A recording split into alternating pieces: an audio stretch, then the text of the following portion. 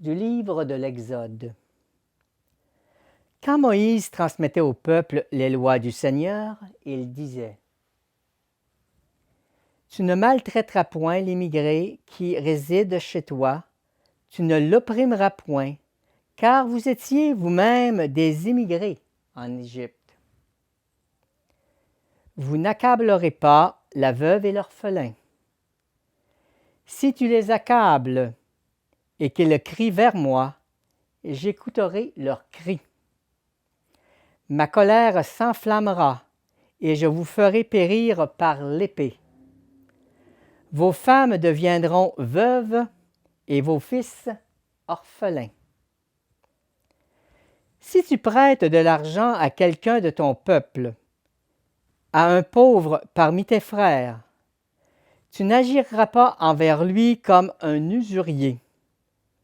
Tu ne lui imposeras pas d'intérêt. Si tu prends en gage le manteau de ton prochain, tu le lui rendras avant le coucher du soleil. C'est tout ce qu'il a pour se couvrir. C'est le manteau dont il s'enveloppe, la seule couverture qu'il ait pour dormir. S'il crie vers moi, je l'écouterai, car moi, je suis compatissant. De la première lettre de saint Paul apôtre aux Thessaloniciens. Vous savez comment nous nous sommes comportés chez vous pour votre bien. Et vous avez commencé à nous imiter, nous et le Seigneur, en accueillant la parole au milieu de bien des épreuves avec joie de l'Esprit Saint. Ainsi, vous êtes devenus un modèle pour tous les croyants de Macédoine et de toute la Grèce. Et ce n'est pas seulement en Macédoine et en toute la Grèce qu'à partir de chez vous, la parole du Seigneur a retenti, mais la nouvelle de votre foi en Dieu s'est si bien répandue partout que nous n'avons plus rien à en dire. En effet, quand les gens parlent de nous, ils racontent l'accueil que vous nous avez fait.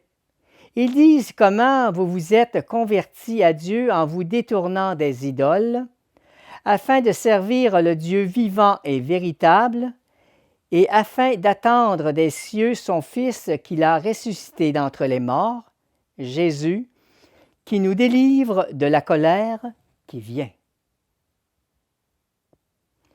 De l'Évangile de Jésus-Christ selon saint Matthieu.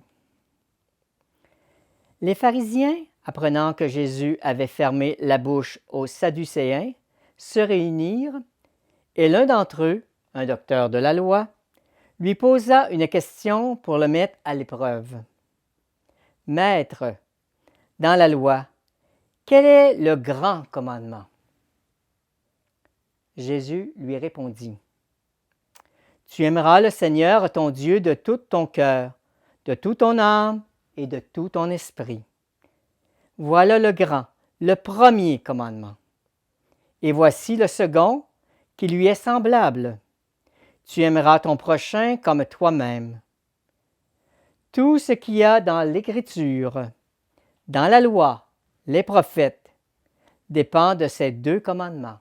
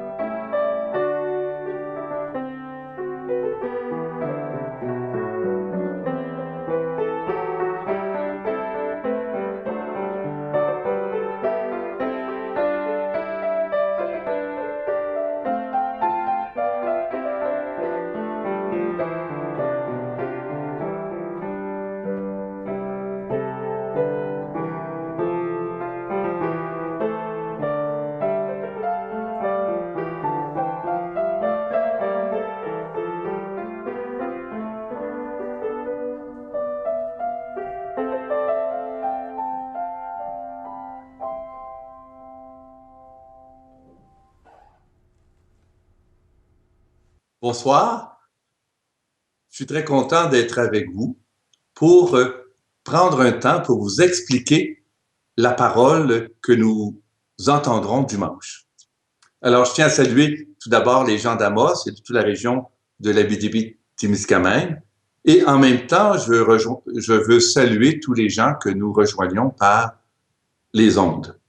Alors, pour moi, c'est tout à fait un honneur d'être avec vous et de prendre un peu de temps pour expliquer les textes de la parole de Dieu.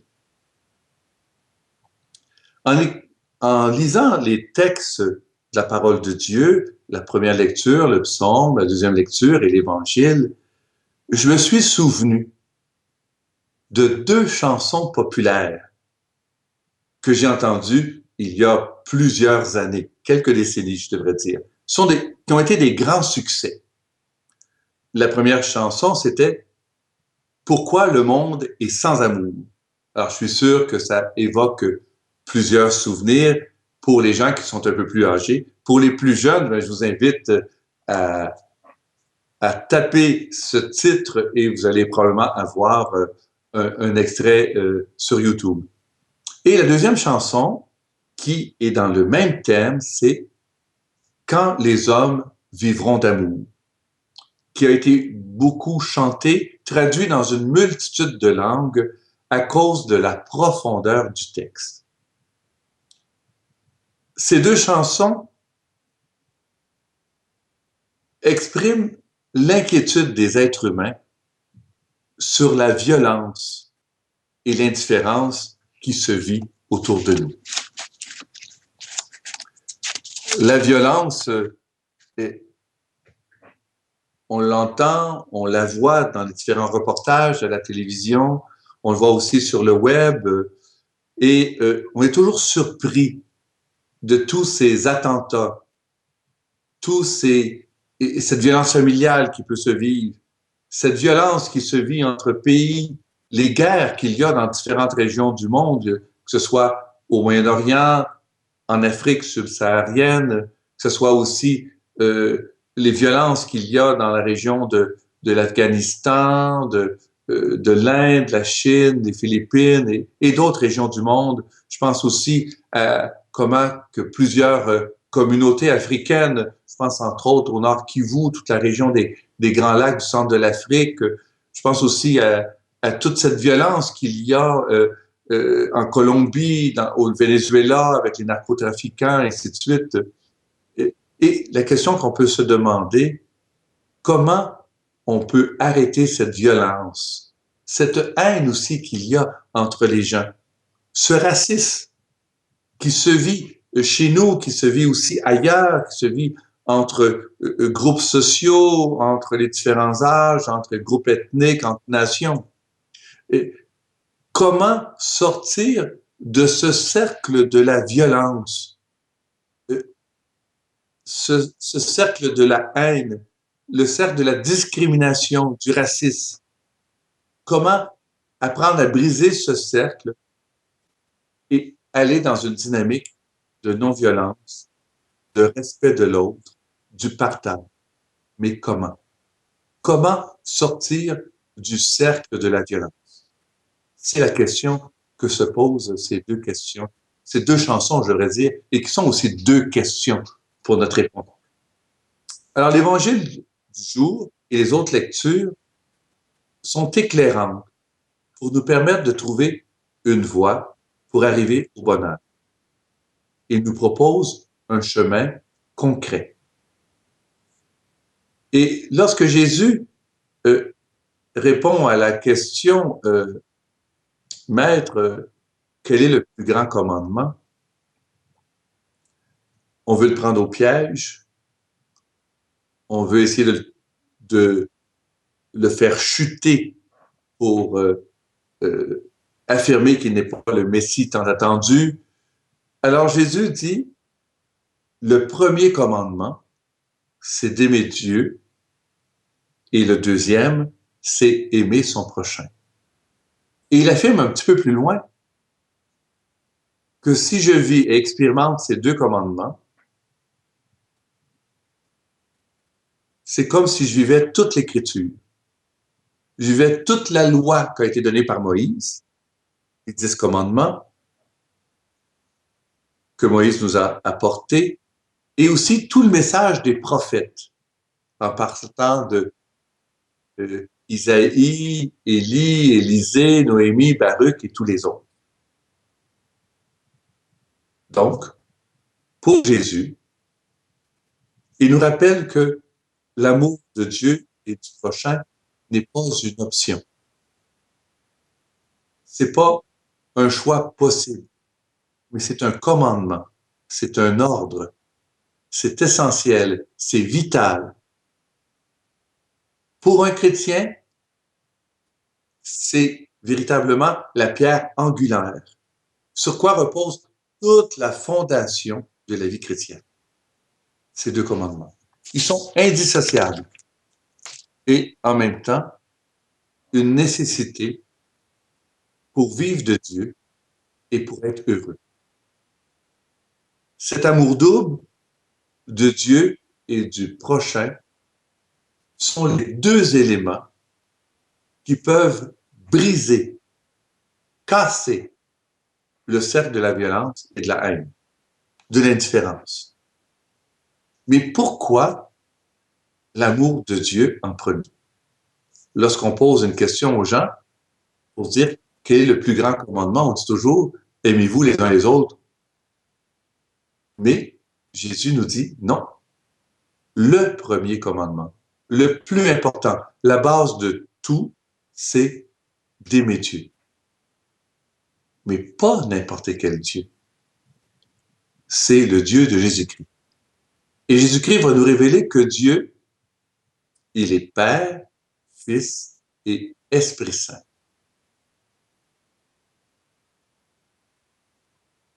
Dans ma main, j'ai 5 doigts. Et chacun des doigts est essentiel, sinon je n'aurai pas de main. Dans la Trinité, pour connaître Dieu, c'est la même chose. La connaissance du Père, du Fils et de l'Esprit Saint fait qu'un. Donc, ce que Jésus va nous montrer, c'est que aimer Dieu, c'est découvrir ce Père qui est, ce Dieu, je devrais dire, qui est Père, Fils, Esprit Saint. Mais comment aimer ce Dieu? Alors, Jésus nous l'a montré. Jésus nous fait découvrir que aimer Dieu, c'est d'abord vivre et expérimenter la prière. Il y a différentes formes de prière. Et ces différentes formes de prière sont tous complémentaires. Évidemment, la grande prière, la prière par excellence, c'est l'Eucharistie. Où, lorsque je vais à l'église et que je place mes mains ici, j'accueille ce Dieu qui vient à moi. Donc, plus grande prière, l'Eucharistie, où j'accueille Dieu et ce Dieu qui vient en moi. Donc, j'ai véritablement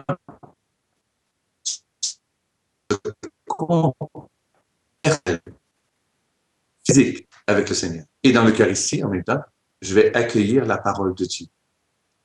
La parole de Dieu qui, finalement, me permet de découvrir mon Seigneur. Et le troisième aspect important dans cette prière, dans l'Eucharistie, c'est la rencontre du frère. Donc, dans l'Eucharistie, il y a 3 présences de Dieu. Celle qui est présente dans l'Eucharistie, celle qui est présente dans la parole, le livre que j'ouvre, où lorsqu'on proclame la parole de Dieu, Dieu vient me parler à moi personnellement, et la rencontre du frère. Alors quand je donne la paix du Christ, c'est le frère que je rencontre. C'est Dieu que je rencontre par l'intermédiaire de mon frère, et c'est en Église que Dieu est présent. Donc, première forme de prière, l'Eucharistie. Deuxième forme de prière, c'est véritablement la lecture de la parole de Dieu, qu'on peut faire à la maison, qu'on peut faire aussi en écoutant la parole expliquée, qu'on peut faire aussi en faisant ce qu'on appelle la lectio, c'est-à-dire que lire la parole, 1 ou 2 versets, et méditer cette parole. Donc, la méditation de la parole est une autre forme de prière. L'autre forme de prière, ce qu'on appelle l'oraison, qu'on dit aussi dans différentes écoles spirituelles, le cœur à cœur avec Dieu. Alors, c'est très intéressant de dire que dans ma prière, j'ai à parler à Dieu comme à un ami. mais un ami authentique, véritable, un ami qui va m'être fidèle, un ami qui ne brisera pas la relation avec moi. C'est véritablement ça qui est merveilleux. Donc, dans ma prière, j'ai à dire mon émerveillement sur la nature, voir comment la nature me permet de découvrir Dieu. Dans la prière, j'ai aussi à dire mes émotions, mes demandes, mes intentions de prière. J'ai aussi à dire mes désarrois, mes doutes, mes peines, ma colère aussi. Exprimer sa colère, ses doutes, son angoisse, ses peurs au Seigneur, c'est lui faire le plus beau cadeau. Parce que finalement, je lui confie mon cœur. Je lui dis ce qu'il y a de plus profond. Et dans l'oraison, après avoir dit mes besoins, mes sentiments, c'est d'être à l'écoute. Et Dieu va me parler par une intuition. Il va faire surgir dans mon cœur une image qui va m'aider à me mettre en mouvement. Donc, la première façon d'aimer Dieu, c'est par la prière. Et ensuite, il y a d'autres formes de prière. Évidemment, une des grandes prières aussi, c'est le chapelet. Ça peut être aussi une neuvaine. Ça peut être aussi une prière spontanée, une prière que je récite. Plusieurs personnes font la collection des images saintes et vont prier les différentes prières qui sont inscrites dans le verso d'une image sainte. Tout ça, c'est bon. Tout ça permet d'avancer et de rencontrer le Seigneur. L'amour de Dieu, c'est aussi apprendre à connaître Jésus dans son attitude. Connaître la vie de Jésus, c'est aussi apprendre à aimer comment Dieu aime. Donc, la prière me permet de rencontrer le Père et connaître Jésus me permet de connaître l'amour de Jésus qui est un amour de tendresse, d'accueil et de miséricorde. Donc, la lecture de l'Évangile est vraiment une nécessité. Je ne peux pas passer à côté de la lecture de l'Évangile parce que j'ai à voir comment Jésus a aimé. La première caractéristique de l'amour de Jésus, c'est que Jésus va à la rencontre de l'autre. Jésus ne reste pas à Nazareth. Il va aller à Capharnaüm, qui est à l'époque un grand carrefour de commerce, qui est tout près de la limite entre le lieu où les Juifs habitent, les Grecs sont présents, les Romains sont présents, et bien sûr que la Galilée est comme une plaine fertile, il y a beaucoup de gens qui y vivent, et le lac de Galilée est aussi très poissonneux. Donc, il y aura beaucoup de gens qui vont vivre de la pêche, et Jésus va aller les rencontrer au port, parler avec eux, aller à la pêche avec eux, et même passer les nuits à la pêche avec eux.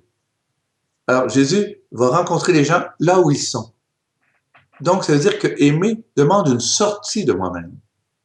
Je n'ai pas à rester chez moi, rester dans ma solitude, rester dans mes peurs. J'ai à sortir de moi pour aller vers l'autre, m'intéresser à l'autre. Jésus, on va le rencontrer partout.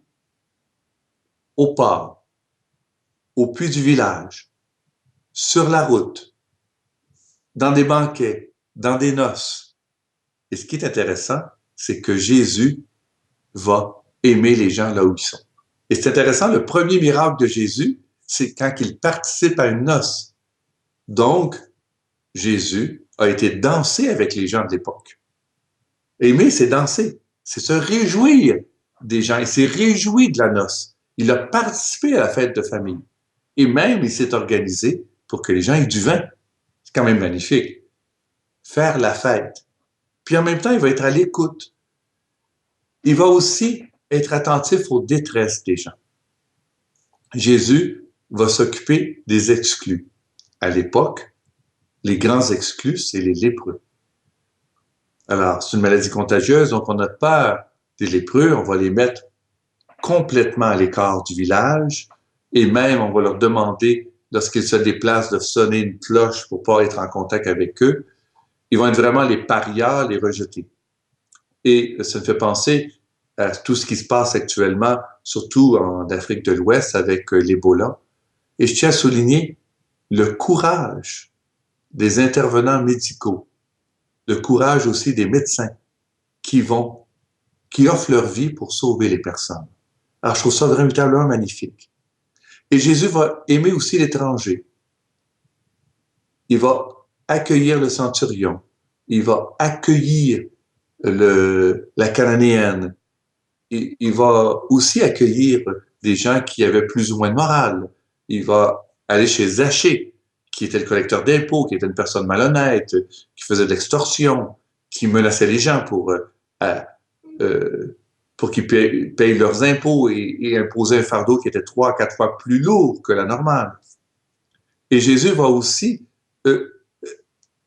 rencontrer des gens dans des situations difficiles. Lorsqu'il rencontre la femme adultère, on veut qu'il la condamne. Et Jésus va dire cette phrase magnifique, que celui qui n'a pas péché lui lance la première pierre. Et voyant que les gens ne l'ont pas condamné, il va le dire, personne ne t'a condamné, moi non plus, donc va et ne pêche plus. Donc la connaissance de Jésus nous permet de vivre le deuxième commandement. Le deuxième commandement qui est celui d'aimer le frère. Et reconnaître qu'en aimant le frère, j'aime Dieu. C'est ça la grande nouveauté du christianisme. Chaque frère, chaque sœur à aimer, c'est une occasion d'aimer Dieu. C'est une occasion de découvrir un trésor que Dieu met sur la route. Vous allez me dire, oui, mais quelquefois, certains de nos prochains sont plus difficiles que d'autres à aimer, évidemment. Mais Jésus a vécu la même chose.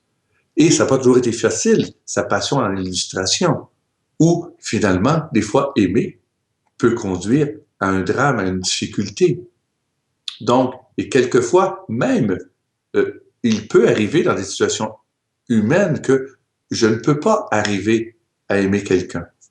Jean Vanier dit que lorsqu'une situation est trop corsée pour aimer quelqu'un, c'est comme manger une soupe chaude. Quelquefois, il faut attendre que la soupe se refroidisse pour y goûter. Alors, quelquefois, dans les situations de conflit, il est mieux d'attendre avant d'entrer en relation. Donc, cet évangile nous invite véritablement à faire un pas. Quel est mon contact avec Dieu?